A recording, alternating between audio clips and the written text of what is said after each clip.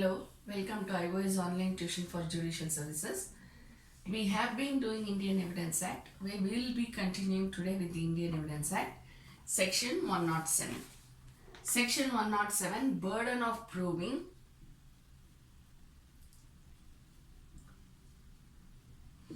death of person known to have been alive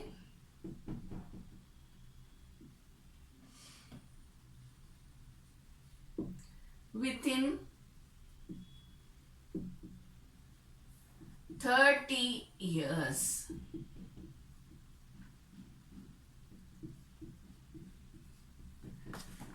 A burden of proving death of person known to have been alive within 30 years. 30 years, as I was discussing, we were discussing yesterday, that would be 80s because now it is 2018.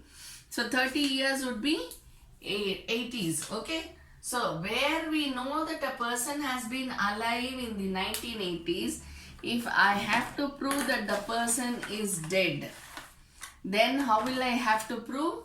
I have to prove that he has been, I have to prove his death in order to show that the person is no more alive.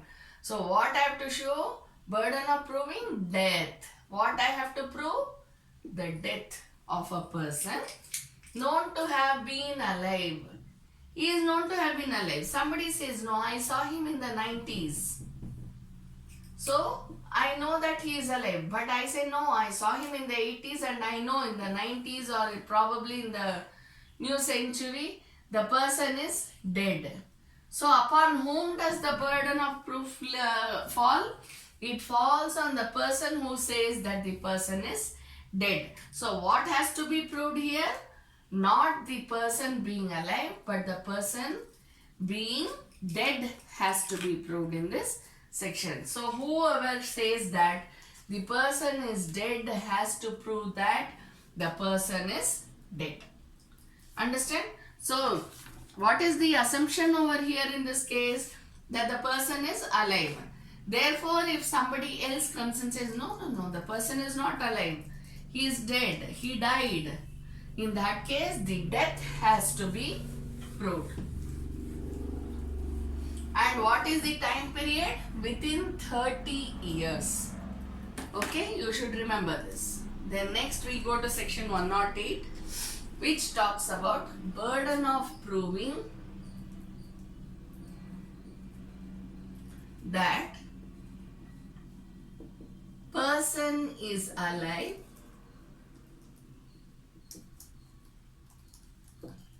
who has not been heard of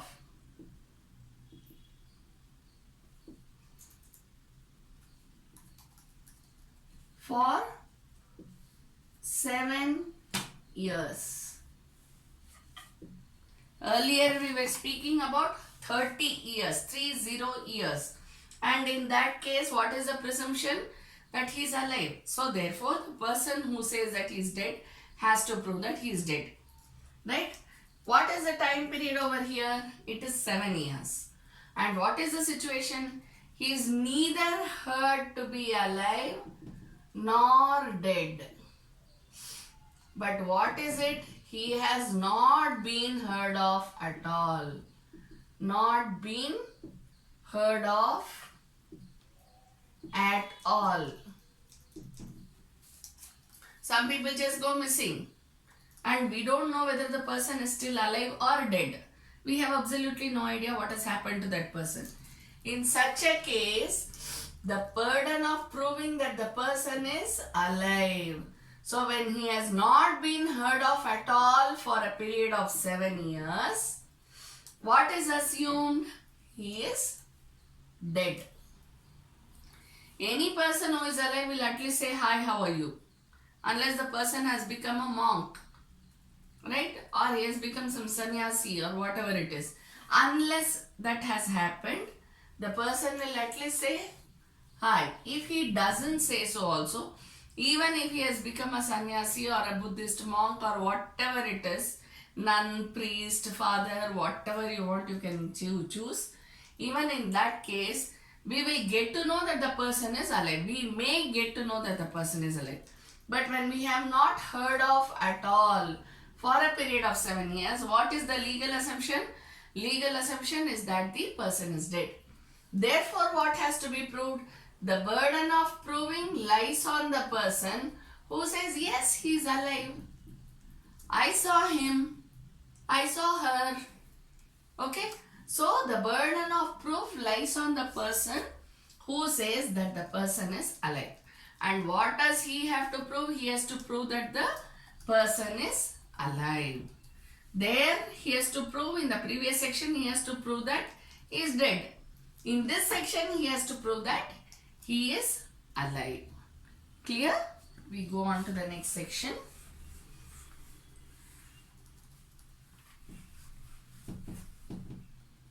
Section 109. Section 109, burden of proof as to relationship in cases of partners, landlord and tenant,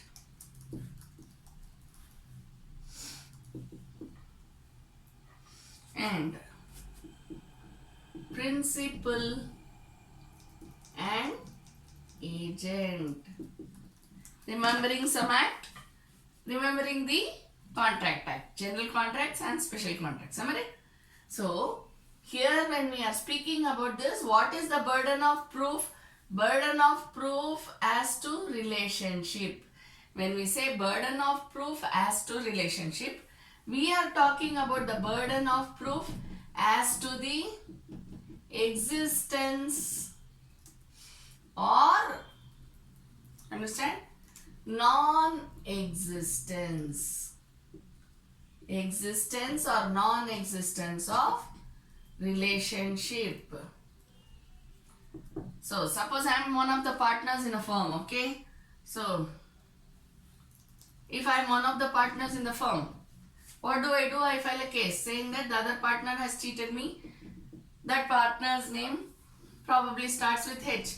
I say that the person has, the partner, though he is being my partner, he has cheated me in such a manner. Okay? So, when I prove that, then I have to prove where there is a basic question. If this H says, she is not at all my partner, then what I have to prove? Even if he doesn't say so, to establish that H has cheated me as a partner, I have to prove that I am a partner in this partnership firm. First of all, what I have to do? I have to prove when I file a case that I am a partner in the partnership firm. One of my partners is H. Understand?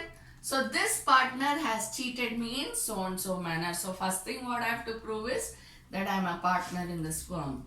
When I have to prove this, then the burden of proving that there is a relationship between me and this H is upon me. Understand?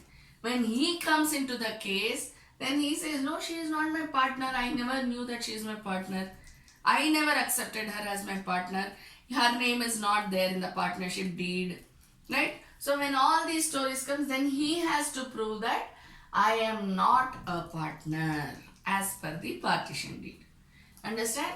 So burden of proving as to relationship in cases of partners. See, when we are doing the Companies Act, okay, or when we are doing the Indian Partnership Act itself, we have sleeping partners, right? So when we have sleeping partners, nobody gets to know who is the partner there except their names.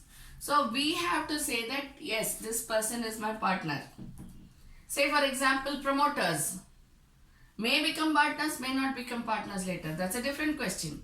But when the promoter is doing something for the sake of the partnership firm or the company, he has to prove that he has a certain relationship. As that of what?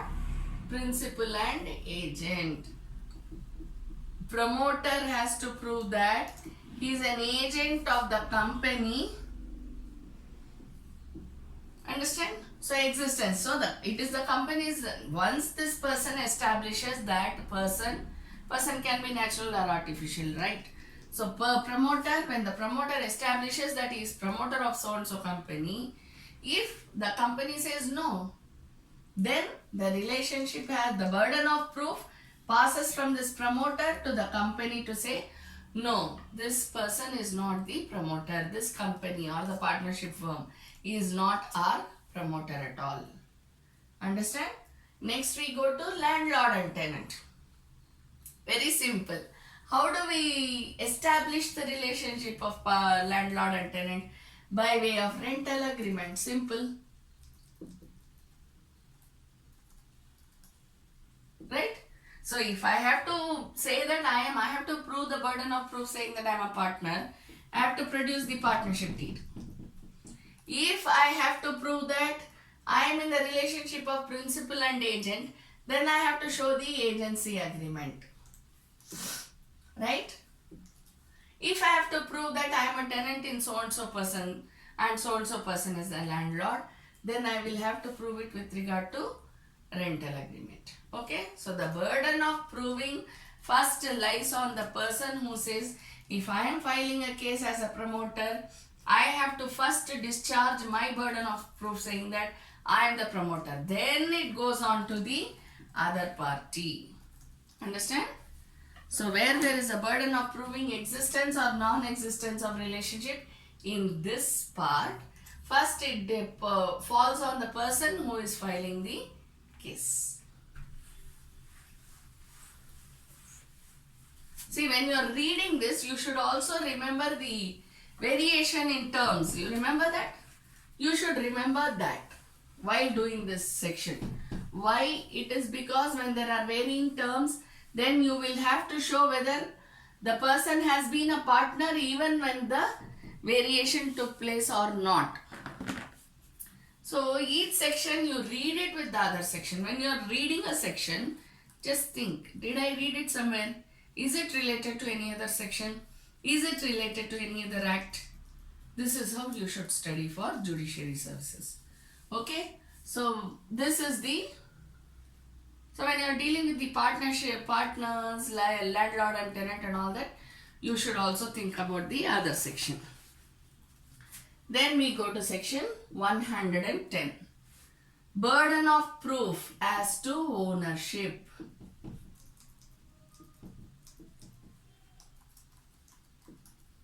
As to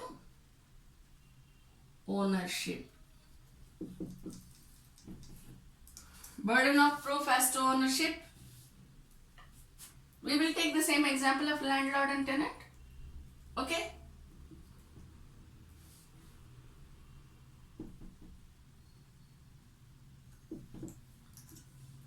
See, usually this comes up in Mesne Profits case, where they say that the person has been in unlawful possession.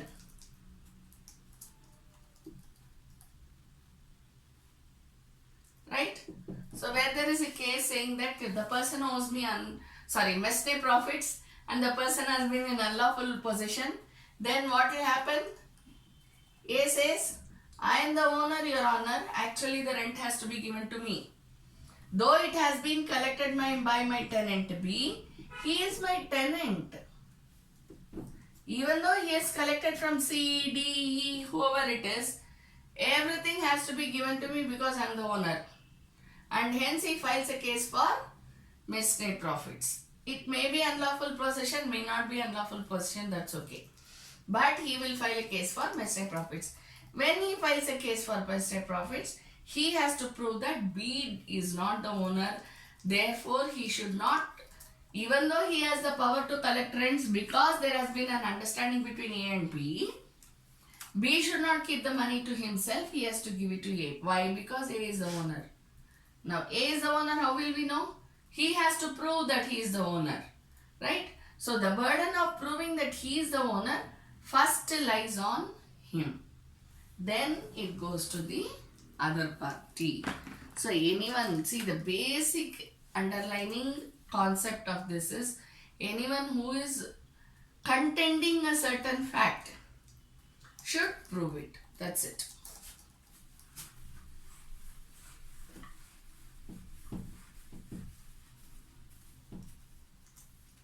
We go to the next one.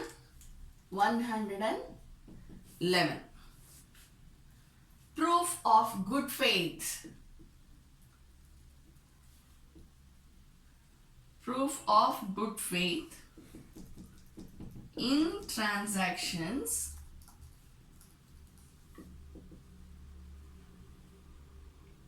where one party is in relation of active confidence. Very simple. One party is in relationship of active confidence, obviously with the other party, not with himself. Okay, so what is this thing here? One party is in relationship of active confidence with the other party. What do you mean by active confidence? Active confidence means where there is a trust between both the parties. Why is there a trust between both the parties? Because of a existence of a relationship. Understand? So they are in active confidence with each other. See, I'll give you a very simple example. We are talking about principal and agent. They are in active confidence with each other, am I right?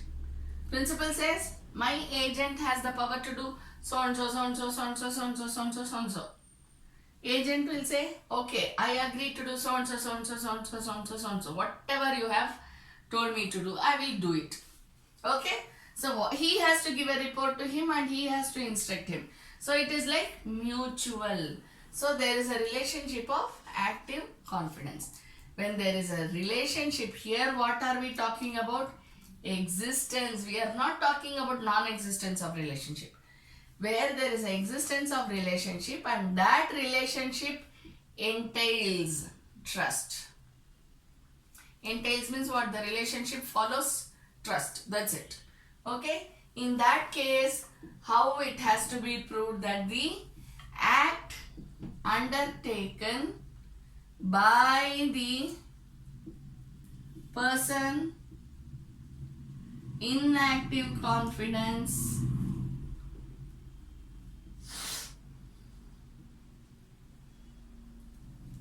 is genuine. See, for example, let us take the case of law advocates. We can take the case of any professional, doctor, CA, company secretary, anyone you want you can take, your choice. Okay, suppose, see what are advocates? We will keep to ourselves so that there will not be any controversies. See, I am an advocate, you are an advocate. What do? We do as per whatever our clients say, right? Whatever our clients say and whatever law requires us to do, that is what we do. We mix both and then we take up some action. Now, we are in active confidence with our client. Okay, so there is an existence of a relationship, what type, which entails trust. Am I right? So, we have to prove. Suppose I am filing some affidavit. I tell my client, you have to file this affidavit so that our case can become a little stronger. Believing me, the client files an affidavit. I mean, he gives me an affidavit which I file in the court. Okay, so when I file it in the court and he believes me thoroughly, right, the client. So what happens? The case goes ulta. It just goes the opposite direction. And then he comes to me, madam, you told me that it will go in the right direction. Believing you, I gave this affidavit in which I have let out so many other truth which I have not otherwise told anybody else. Okay, and you told me that if you tell this, then we will win the case. Therefore, I agreed with you and I did it. What I have to prove? I have to prove that I did it in good faith. What is good faith? You must be knowing what is good faith. Good faith is when an action is done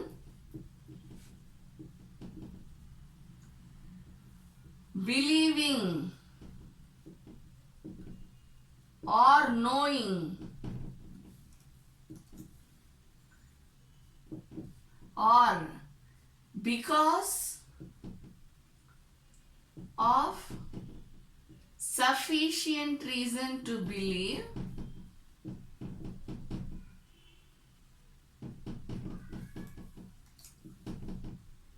that the act is beneficial to the principal. What is acting in good faith? When an act is taken up, when an action is done, believing it to be correct. That is the way I have to approach. Or knowing that it is the correct approach.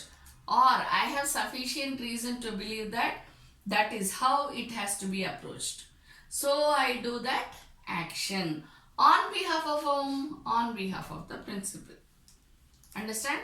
So in that case, I feel that if I do that act, then it will be beneficial to the principal. It will be in the best interest of the principal. It will be in the best interest of the principal. Therefore, I take up that act. Although what happens as a consequence is something else, what we didn't expect.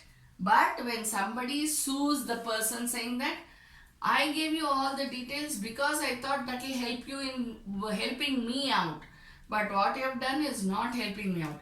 Then what will I have to prove? No. What I did was because I thought it is in the best interest of you. Therefore, I took it up. Therefore, I did the act.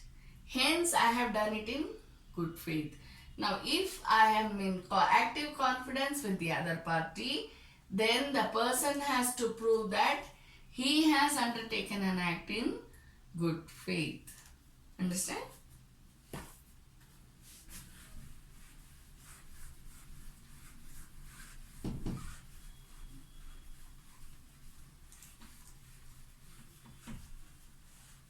We go on to the next section. 112.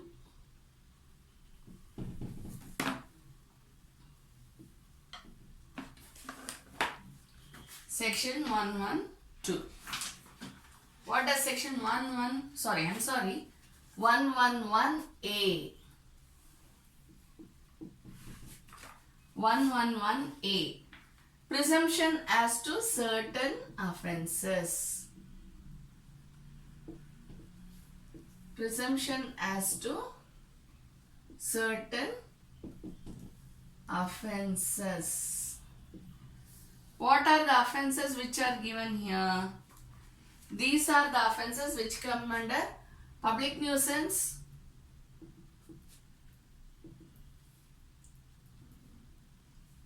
peace and tranquility, public peace and tranquility,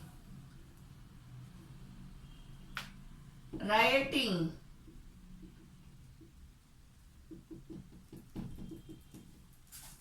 there are various sections mentioned in your book.